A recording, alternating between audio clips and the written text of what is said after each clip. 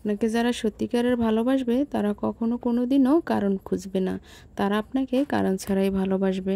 ভালোবাসা বলতে আপনি যা বোঝেন, আসলে আমি বুঝি অন্যটা। আমার কাছে ভালোবাসা মানেই হলো ভালো রাখা।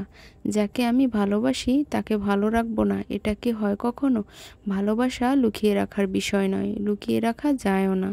ব্যবহার এবং আচরণ সম্মানেই তা প্রকাশ পায়। ভালোবাসা, আপনি যাকে সত্যিকারের ভালোবাসেন তার প্রতি আপনার আচরণ হবে এমন, যেটা অন্য 8-10টা মানুষের সাথে হবে না। আপনি যাদের কাছ থেকে অবহেলা পান, অসম্মান পান, কষ্ট পান, তারা কি আদৌ আপনাকে ভালোবাসে? একদমই না। এই ভালোবাসার ব্যাপারটা এমন, যদিও কেউ ভালোবাসার ভান করে, তবে তা খুব বেশি দিন করতে পারে না। বেশি দিন ভান করে থাকা যায় না। দিনের পর দিন যার অবহেলা পেয়ে, অসম্মান পেয়ে, এমনকি মানসিক যন্ত্রণা পেয়েও যখন আপনি নিজের মনকে সান্ত্বনা দিচ্ছেন, তখন বুঝে নিতে হবে আপনি তাকে ভালোবাসেন, কিন্তু আপনাকে সে মোটেও ভালোবাসেনি। আপনি তাকে ভালোবাসেন বলেই সব কিছু কিন্তু সহ্য করে যান, মানিয়ে নেন, কোনো কারণ ছাড়াই কিন্তু ভালোবাসেন। ঠিক তেমনি আপনাকে যারা ভালোবাসবে তারা কখনো কোনোদিনও কারণ খুঁজবে না, কারণ ছাড়াই আপনাকে মন থেকে ভালোবাসবে। আপনি দেখতে যেমনই হন না কেন, আপনার অবস্থান যাই হোক না কেন, তাতে বিন্দু মাত্র কিচ্ছু যায় আসে না তাদের। আমি ভালোবাসা বলতে বুঝি যাকে ভালোবাসি তাকে নিয়ে ভালো থাকা। আর আমি এই ভালোবাসার ক্ষেত্রে একটু স্বার্থপর। একতরফাভাবে ভালোবাসতে আমি রাজি নই। যে ভালোবাসা আমাকে ভালো থাকতে দিবে না, যে ভালোবাসা আমায় অবহেলায় ফেলে রাখবে, যে ভালোবাসা আমায় একাকিত্ব থেকে দূর করতে পারে না, নিকুচি করি এই ভালোবাসার। কথায় আছে, ভালোবাসা ভালোবাসে শুধুই তাকে ভালোবেসে ভালোবাসায় বেঁধে যে রাখে। তার মানে তাকেই ভালোবাসা উচিত যে ভালোবেসে বেঁধে রাখে হৃদয়ে, কখনো কষ্ট দেয় না, ছেড়ে যায় না কবু। জীবনের সব কিছুর ভাগ কিন্তু সবাইকে দেওয়া যায়, কিন্তু প্রিয় মানুষটি এবং ভালোবাসার মানুষের ভাগ কিন্তু কাউকে দেওয়া যায় না। এটা কিন্তু কেউ কখনো মেনে নিতেই পারবে না। ভালোবাসার মানুষের ভাগ কিন্তু আমি কেন, পৃথিবীর মানে কেউই পারবে না ভালোবাসার মানুষকে কারো কাছে ভাগাভাগি করতে। তো আসসালামু আলাইকুম আমার প্রিয় ভাই বোনেরা, কেমন আছো তোমরা সবাই? আশা করি আল্লাহর রহমতে সবাই ভালো আছো। তো আজকের ব্লগ ভিডিওটা একটু অন্য রকমের। আমি তো প্রত্যেক দিন যে সমস্ত কাজ বাজ করি সেগুলোই কিন্তু তোমাদের সাথে একটু শেয়ার করি। আর তোমরা প্রথমেই দেখতে পেয়েছো আমাদের বাড়ির কিন্তু আশপাশটা অনেকটাই পানিতে ডুবে গেছে, গুড়ি গুড়ি বৃষ্টিও হচ্ছে। আর সাথে কিন্তু জোয়ারের পানিতে আমাদের যে বাহিরে নামবো সেটার পরিবেশও নেই। আমরা এমন এক জায়গায় বসবাস করি, আসলে কি আর বলবো, আজব এক দুনিয়ায় আমরা বসবাস করি, যেখানে আসলে বাহিরে নামতে গেলেও অনেকটা বিপদের সম্মুখীন হতে হয়। মাসে এরকমের দুবার তো হবেই, দুবার কিন্তু এরকমের জোয়ারের পানি আসে। নতুন পানি যখন হয় তখন কিন্তু আসে। আর এরকমের আমাদের যে চারপাশ যেখানে আমরা থাকি সেখানে কিন্তু চারপাশটা এরকমের ডুবু ডুবু হয়ে যায় জোয়ারের পানি। আসলে আমি একটু ভিডিও করে রাখছি তোমাদের দেখানোর জন্য যে আমি কোন দেশে থাকি, কোন এলাকায় থাকি, আর এটাই তোমাদের সাথে একটু শেয়ার করলাম। দেখো কত কষ্ট করে আমরা আমাদের জীবন আসলে যে অতিবাহিত করি সেটা কাউকেই বোঝাতে পারবো না।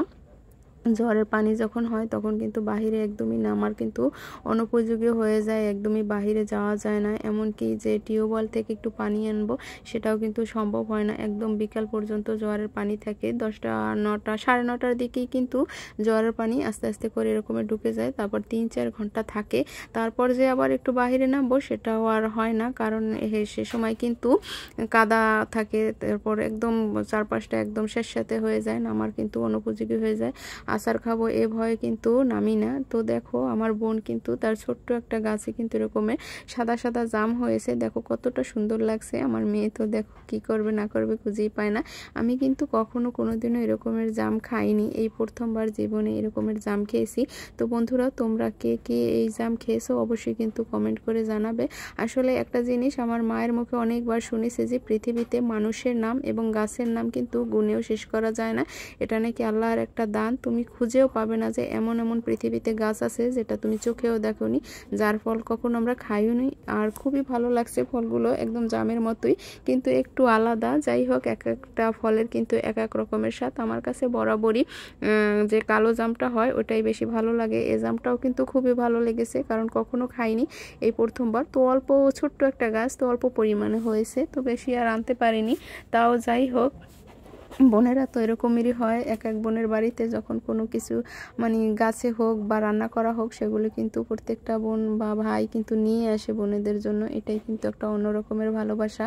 আমি মনে করি যে অল্প এনেছে তাও কিন্তু একটা আলাদা শান্তি। আমার জন্য আনছে, তো ওরা না খেয়েও আমার জন্য বা খেয়েছে, ওরাও অল্প করে খেয়েছে, আমার জন্যও কিন্তু অল্প করে নিয়ে এসেছে।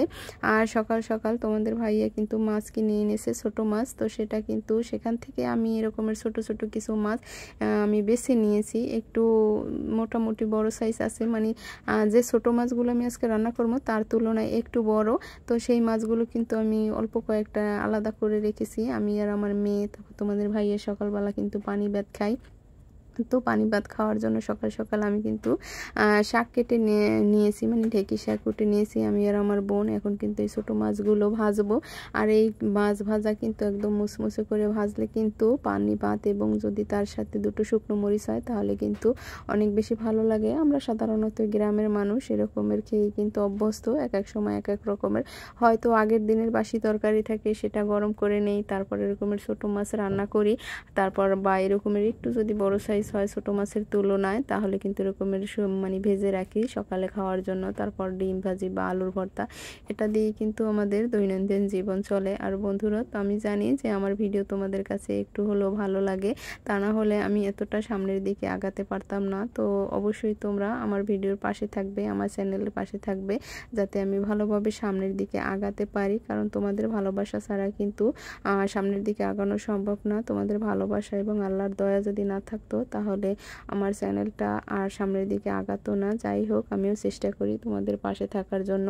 আর আমার ভিডিও তোমাদের কাছে কেমন লাগে অবশ্যই কিন্তু কমেন্ট করে জানাবে। আর তোমরা সকালবেলা পান্তা ভাত খাও কি না? আমরা কিন্তু খাই, যেহেতু আমরা গ্রামের মানুষ। সকাল সকালে কিন্তু আমরা পানি ভাত খাই না। যাই হোক, একটু রং চা বা শুকনো যদি কোনো খাবার থাকে সেটা খেয়ে তারপর কিন্তু 9টা-10টার দিকে একটু পানি ভাত খেয়ে তারপর কিন্তু রান্না বান্নার কাজে লেগে পড়ি। কারণ গ্রামের মানুষরাই হলো এরকমের।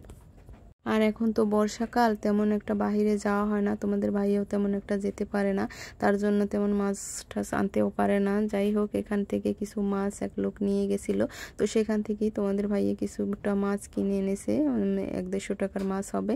তো মাছের এখন একটু দাম, যেহেতু বর্ষাকাল তেমন একটা মাছ ধরতে পারে না, আর নদীর মাছের একটু দাম হয়। এখন কিন্তু উজানো মাছ থাকে, তো সেটাই এখন আর মানে আজকে আর আনতে পারিনি। যাই হোক, বাজারে যখন যাবে তখন সে বলছে যে কিনে নিয়ে আসবে, এখন যা আছে সেটা দিয়ে আজকের দিন কাটিয়ে নেব। আর আজকের দিনটা চালিয়ে নিয়ে যেতে হবে। গ্রামের মানুষরা এরকমের 2-3 দিন যদি বাজারও না করে, তারা কিন্তু অনায়াসে সেই দিনগুলো কাটিয়ে নিতে পারে, সেটা কোনো বিষয় না। কারণ গ্রামে ডাল থাকে, চাল থাকে, তারপর আলু থাকে, শাকসবজি আশেপাশে থাকে, বা এরকমের ছোট ছোট মাছ ছোট ছোট নদী থেকে, তারপর আমাদের এখানে কিন্তু ছোট ছোট নদী আছে, তারা কিন্তু এই মাছগুলো ধরে তারপর বিক্রি করার উদ্দেশ্যে নিয়ে যায়। তো সেখান থেকে আমরা মোটামুটি কিনে তারপর কিন্তু রান্না বান্না করি।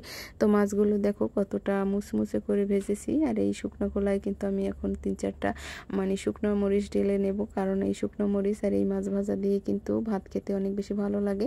তো লোক সংখ্যা তেমন বেশি না, আমরা তো 3জন মানুষ, তো সেই হয়ে যাবে। আর এখন কিন্তু আমি এই চুলাই আবার ছোটো মাছটা রান্না করব, কারণ চুলাটা বসে যাবে তার জন্য। তারপর এই মাছটা চুলায় রেখে আবার আমি অন্য কাজে লেগে পড়ব। তো এই মাছগুলো আমার কাছে বরাবরই খুব ভালো লাগে, এরকমের ছোট যে মাছগুলো, কারণ এই মাছগুলো শরীরের জন্য অনেক উপকারী, দামেও সস্তা, কিন্তু কাজে কিন্তু অনেক ভালো, শরীরের জন্য অনেক ভালো।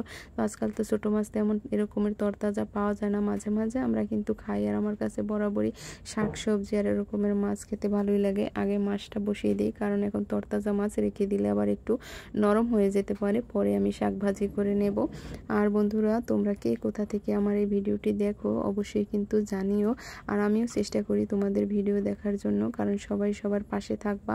ইউটিউব এমন একটি প্ল্যাটফর্ম যেখানে সবাই সবাইকে সাপোর্ট না করলে, পাশে না থাকলে কিন্তু সামনের দিকে ভালোভাবে আগানো একদমই কিন্তু মুশকিল। আর কি হয় বা একজনের পাশে একজনে থাকলে এখানে কিন্তু টাকা পয়সা লাগে না, কোনো রকমের আর্থিক সাহায্য লাগে না, শুধু একটু লাইক, শুধু একটু কমেন্ট, 2-1 মিনিট একটু ভিডিওটা দেখায়, এটাই তো আমিও চেষ্টা করি। কারণ যারা আমরা ইউটিউবে ভিডিও বানাই তারা কিন্তু একদমই বুঝতে পারি না যে সময়টা কোথা থেকে যায়। আসলে এত প্যারা থাকে সংসারের কাজ সামলে তারপর কিন্তু ভিডিও তৈরি করতে হয়। আর যারা আমরা যে মধ্যবিত্ত ফ্যামিলি আছি তারাই বুঝি যে সংসার সামলে বাচ্চা কাচ্চা সামলে সব কিছু মেনটেন করে চলে তারপর কিন্তু এরকমের ভিডিও বানাতে হয়। আবার যারা সাংসারিক জীবনে সব কিছু কিন্তু তাল মিলিয়ে চলে তারপর কিন্তু অনেকে তো মনেই করে না। আমি মনে করি যে ইউটিউবে যদি প্রথম পেমেন্ট পাই, যে টাকাটা যাই হোক 1 টাকা হোক বা 10,000 টাকা হোক বা 5,000 টাকা হোক, সেটা যদি একবার পেয়ে যাই তখন কিন্তু ফ্যামিলির মানুষের আগ্রহ বাড়বে। এখন কিন্তু কেউ বোঝে না, সেরকমের একটা দামও দেয় না, মনে হয় যে কি না কি করে যত সব আকাশ কুকাশ করে বেড়ায় আর ভিডিও বানায়। আসলে তখন খুবই খারাপ লাগে যে শুরু থেকে মানুষগুলো যদি পাশে না থাকে তারপর যদি এসে সাপোর্ট করে তখন কিন্তু খুবই খারাপ লাগে। আর ওই শুরুর দিনগুলোর কথা কিন্তু খুবই মনে পড়ে, কারণ প্রথম দিকে যে কষ্টটা হয় সেটা আমি বুঝি। তখন কিন্তু লিখতে গেলে অনেক সমস্যা হয়, তারপর কিন্তু টাইটেল খুঁজে পাওয়া যায় না, তারপর কি কথা বলবো না বলবো, তখন এত প্যারায় পড়ছি আসলে বোঝাতেই পারবো না যে কতটা প্যারা হয়েছে।